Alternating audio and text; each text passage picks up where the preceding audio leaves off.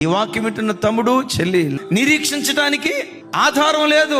చూడు, నీ ఆదాయం చూస్తే ఇంత, నీకున్న అప్పుల సమస్య చూస్తే అంత. నేను జీవితకాలం కష్టపడి రూపాయి పోగు చేసి ఈ వడ్డీలు అప్పులు కట్టాలని జీవితకాలం ప్రయత్నం చేసినా ఇందులో నుంచి నేను బయటికి రాలేను అన్నట్లుగా నీ పరిస్థితి ఉంటుంది. డాక్టర్లు కూడా చేయి విడిచిపెట్టారు. ఈ వ్యాధి బాగుపడదు అన్నారు. బ్రతుకు కాలమంతా ఈ వ్యాధితోనే నువ్వు బ్రతుకుతావు అని అన్నారు. ఇక నిరీక్షించడానికి ఆధారం లేదు. బంధకాల్లో పడ్డావు నిజమే, నిన్ను బంధించిన బంధకాలు చాలా బలమైనవి నిజమే. మా ఇంటిల్లపాది ప్రయాసపడినా ఈ బంధకాల్లో నుంచి మేము బయటికి రాలేం అనేటట్లుగా నీ బంధకాలు ఉన్నాయి నిజమే. ఈవెందో బంధకాలు ఎంత బలమైనవైనా దేవుని యందు నిరీక్షణుంచు, నీ బంధకాల కంటే దేవుడు బలవంతుడై ఉన్నాడు.